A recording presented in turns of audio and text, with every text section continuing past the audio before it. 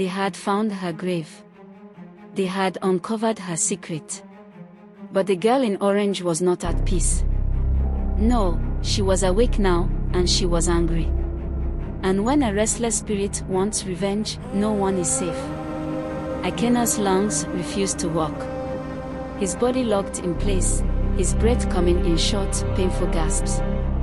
Because the girl in orange was right in front of them. Her mouth was open too wide. Her lips stretched beyond what was humanly possible, her face frozen in a silent, agonizing scream. Her hollow black eyes bored into them. The air thickened, like something unseen was pressing down on them, squeezing their lungs. Then, Julius dropped to the ground, clawing at his throat. I can't breathe, he choked. The others panicked, scrambling backward. Farouk grabbed Julius's arm, shaking him. Julius! Hey, what's happening to you? But Julius's lips had turned blue.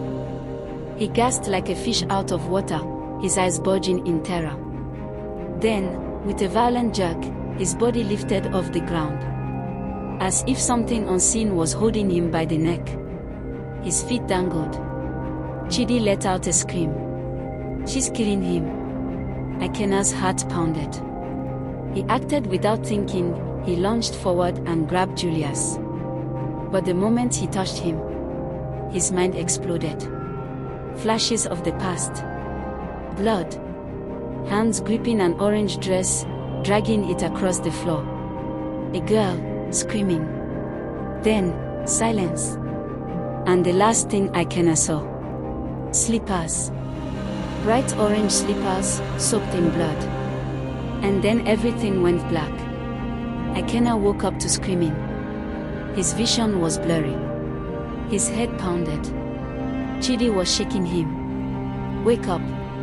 Wake up. Ikena gasped, sitting up. Julius lay on the ground, breathing but unconscious. But something was wrong.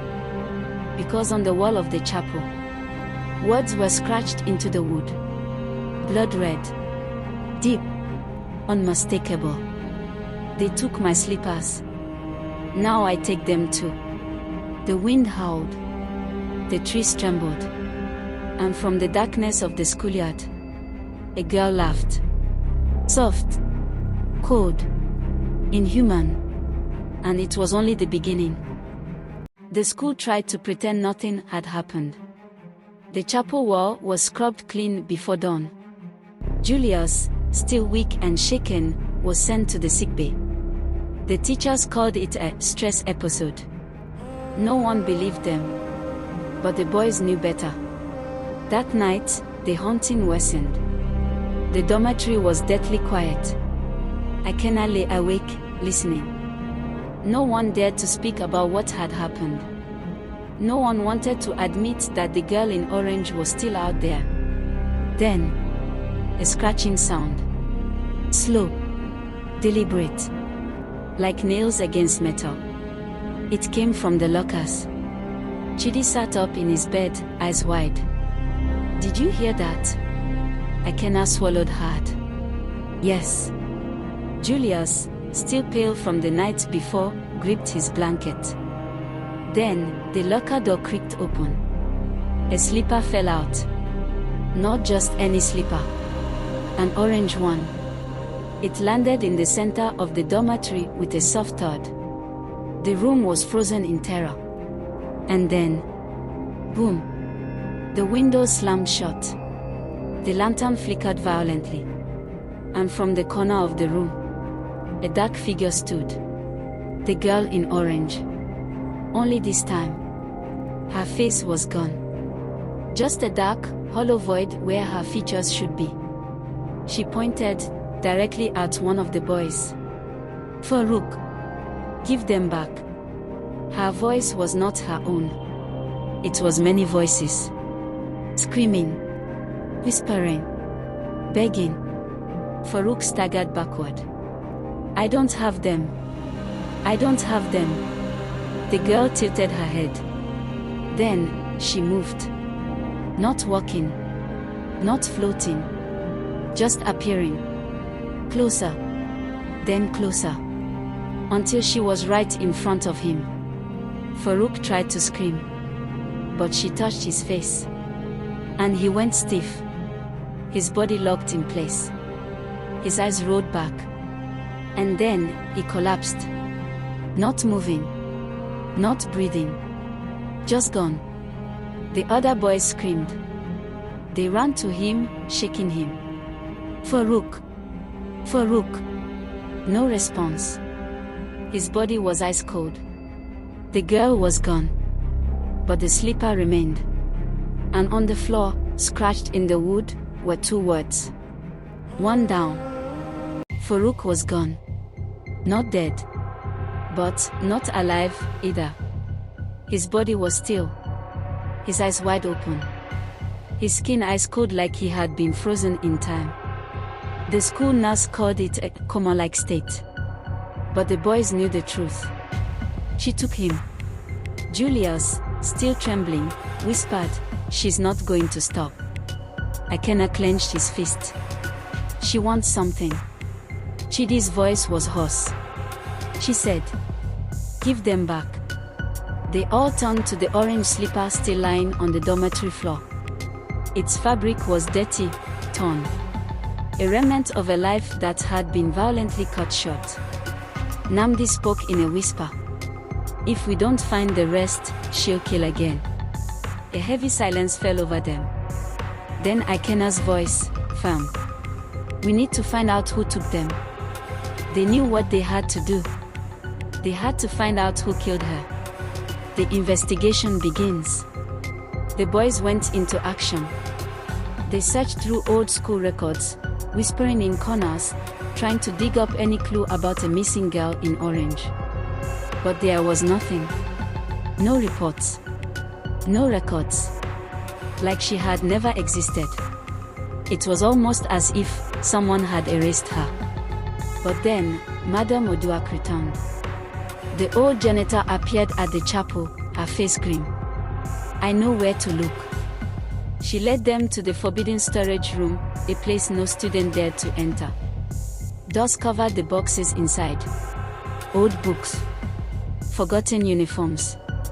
But then, she pulled out a tattered brown file. The name on it made their blood turn cold. Adana. SS2. Missing. The girl in orange had a name. "She was killed 3 years ago," Madame Oduak whispered. "And I know who did it." The boy stared at her, breathless. "Who?" Akena's voice was barely above a whisper. Madame Oduak's hands trembled as she pointed at the file. And the name written inside was not a student's. It was a teacher's. And at that moment, the lights in the storage room flickered. And from the darkness, a whisper. "You found me." Mr. Ebiub was not in class the next morning. The students whispered. The teachers avoided questions. Something was wrong. Akena and the others watched his office from a distance. The door was shut tight. The windows curtained. "He knows," Julius muttered. "He knows we are looking for answers." Akena took a deep breath. "Then we ask him directly." They walked toward the office with determined steps. But before they could knock, the door creaked open. Mr. Ebiub stood there. His eyes were bloodshot. His face was pale. "You shouldn't be here," he said. But Akena stood firm. "We know about Adana." Mr. Ebiub didn't react. Not immediately. Then, he let out a shaky breath. "Come inside." Inside the office. The air was heavy. The walls lined with old books, papers, awards. But on the desk, half buried under files, a pair of orange slippers. Dusty. Torn. Faded by time. Chidi's breath caught in his throat. "You kept them." Mr. Ebiub sat down heavily. "I never meant for her to die." His voice was hollow. "She was just a girl. She trusted the wrong person." Ikena's fist tightened. Who killed her? Mr. Ebiub swallowed. It wasn't just one person. The boys leaned in. 3 of us covered it up. His hand trembled as he wrote on a piece of paper. 3 names. He slid the paper across the desk. Ikena picked it up, and his blood ran cold. The names on the list were not just teachers. They included someone still at the school. Someone close. Someone watching. Then, from the hallway, a shadow moved past the window.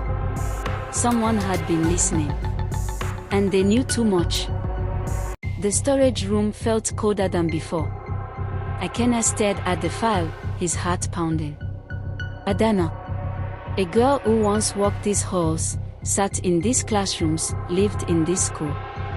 Now she was a ghost. And she was haunting them. Madame Oduak lowered her voice. I was here when she disappeared. The boys leaned in, breathless. She was a bright student. A dancer. Always wore orange slippers. She swallowed hard. One night, she was caught sneaking into the staff quarters. Chidi frowned. Why? Madame Oduak's face darkened. She was meeting someone. The boys exchanged glances. A teacher, she continued. But something went wrong. Her voice dropped to a whisper. They caught her. And she never came back. A heavy silence filled the room. Julius spoke first. Who did this?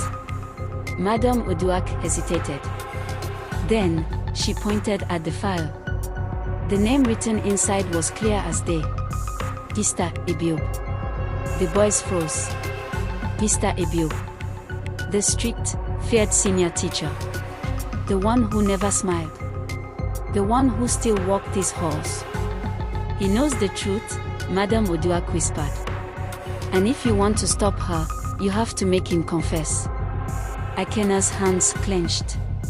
If Adana was killed in secret, then it was time to bring the truth into the light. But they had no idea what they were about to awaken. Because Mr. Ebiub had a secret of his own. And some ghosts were not the only monsters in this school. The boys didn't speak as they left Mr. Ebiub's office. They didn't dare. The hallway felt longer. The shadows darker. Ikena clutched the list in his pocket. 3 names. The names of those responsible for Adana's death. And one of them was still here. But who? They reached the dormitory and locked the door behind them. We need to act fast, Julius whispered. Who else is on the list? Chidi asked. Ikena pulled it out. The first name, Mr. Ebiub. The second, a former school principal. But the last name, it wasn't a teacher, it was a student. A prefect. And not just any prefect.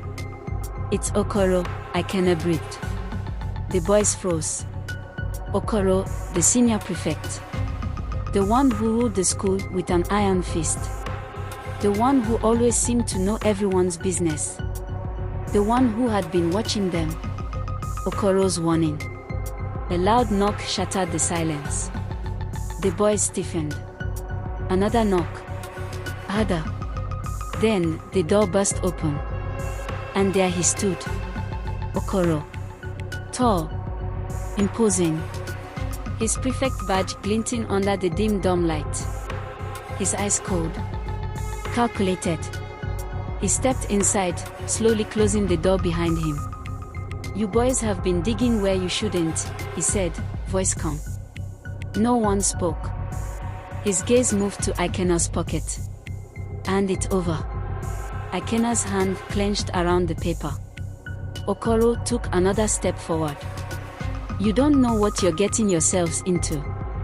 His voice wasn't a threat. It was a warning. Julius's voice was hoarse. What did you do to her? Okoro exhaled slowly. I did what I had to. Ikena's stomach twisted. You helped kill her. Okoro didn't blink. It was an accident. But we covered it up. We had no choice. Then, his voice dropped. And now, you don't have a choice either. His hand moved toward his pocket. Something metal glinted in the dim light. A knife. Hand me the list. Akena's pulse pounded. This wasn't just about keeping a secret. This was about silencing them. And if they didn't act fast, they wouldn't leave this room alive.